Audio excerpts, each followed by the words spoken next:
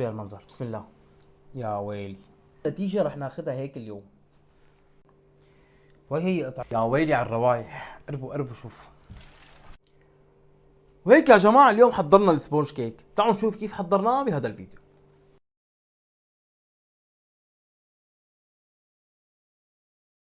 طبعا الطريقة اليوم اللي بدنا نشتغل عليها هي انه نحن نفصل البياض عن الصفار، وبالنسبة للمقادير عندي 4 بيضات، هون معلقتين حليب ومعلقتين من الزيت، ومعلقة كبيرة من نشاء الذرة، وتقريبا 4 معالق ونص من الطحين، و5 معالق من السكر.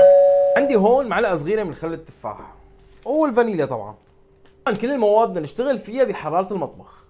بس الشيء الوحيد اللي بدي اقول لكم اياه انه انصحكم حدا يقول لكم انه هذا شيء بديل المحسن، ما في شيء اسمه بديل المحسن نقعد يعني نحن لحتى تكون كيكتنا ناجحة لازم يا نستخدم المحسن يا اما الطريقة اللي بدنا نشتغل فيها بالكيكة هي تعطينا النتيجة الصح. رح شغل الفرن على درجة حرارة 165 فوق وتحت. رح بلش اخفق بالبياض شوي شوي.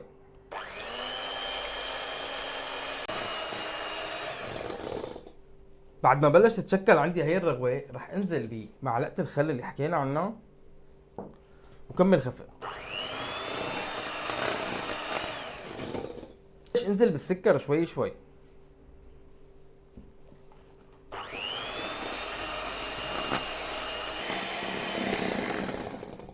هلا هيك عندي اخر دفعة سكر وبنكمل خفق. وهيك الميرينج صار عندي جاهز، شايفين ما احلاه؟ وهيك مثل ما شفتوا بعد ما خفقنا البياض مع السكر والخل رح ننزل بالصفار، بس اول شيء لازم ننزل عليهم معلقة صغيرة من الفانيليا، وننزل معهم كمان الحليب والزيت. نعملوا الخفقة كثير صغيرة. هلا هيك صارت جاهزة. رح بلش نزلهم على دفعتين 3.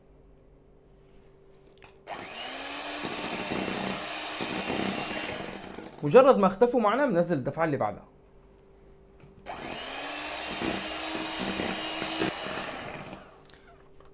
وهيك مع هذا القوام بتكون صارت جاهزة.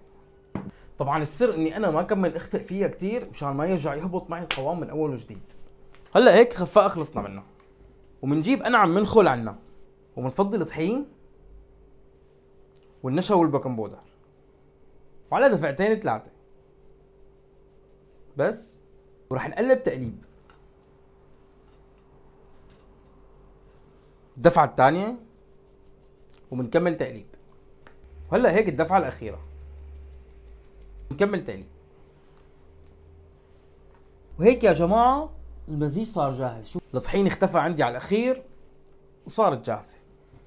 رح نجيب صينية عليها ورق زبدة، وانا رح اشتغل على هذا القالب قياسه 18. هذا رح نحطه هون. طبعا بتقدروا تخبزوها بقوالب التشيز كيك، بس رح احط ايدي هيك شوي بالزيت هون وادهن اطرافه كلها بالزيت. ندهنه هيك بالزيت كله. عندي هون ورق الزبده اسسه انا على قد القالب تقريبا، اكثر بارتفاعها شوي. تمام. انا ليش دهنت الزيت؟ مشان الورقه تثبت معنا وما تتحرك. شقفه كمان هون. القالب جاهز والمزيج جاهز والفرن صار جاهز، درجه حرارته 165 شغال فوق وتحت. هلا هيك رح نفضي المزيج. بسم الله. شايفين القوام؟ هيك يا جماعة بنفس الاسباتيل اللي عملنا فيها، بس لحتى نروح هذا الهواء هيك شوي نعمل هيك دقة 2. ولا هيك يا جماعة رح نفوت على الفرن على درجة حرارة 165 تقريبا بين 30 35 دقيقة. طبعا بنراقبها كثير منيح. انا هلا رح فوتها على الفرن ورح طفي فوق ورح خلي بس تحت شغال لتقريبا فترة شي 15 دقيقة، وبعدين برجع بشغل فوق وبخليهم اثنيناتهم سوا. خلينا نشوف. يا ويلي على الروايح، قربوا قربوا شوفوا. وبنطلع لفوق. السكين ناشف ما عليه اثر ابدا، المزيج وكله مستوي واموره تمام. رح نتركها تبرد شغلة 10 دقايق ربع ساعة ونرجع لعندكم. يلا ارفع هاي لفوق. 1. بسم الله. شوفوا شوفوا الكيك ما احلاه وما ألذها، والريحة والطراوة وكل شيء كل شيء، يعني كيكة متكاملة. طبعا يا جماعة هي الكيكة إذا بدنا نحشيها بنقصها هيك طبقتين أو 3 حسب الرغبة أنتم شو بدكم إياها، بس أنا اليوم رح أقصها بكيفي بس مش عنكم أنتم. رح نجيب السكينة تبعنا ونقول بسم الله. أيوة هون هلا الحكي كلياته يا جماعة. قربوا معي هيك شوفوا لي هالمنظر، بسم الله. يا ويلي، شوفوا الطراوة، شوفوا الطراوة يا جماعة، شايفين؟ يعني اخف من هيك كيكة ما في. شايف؟ وهي هي قطعتنا يا جماعة، شوفوا، شايفين؟ بسم الله الرحمن الرحيم. امم امم كتير فوق يعني، يعني كتير. سلام.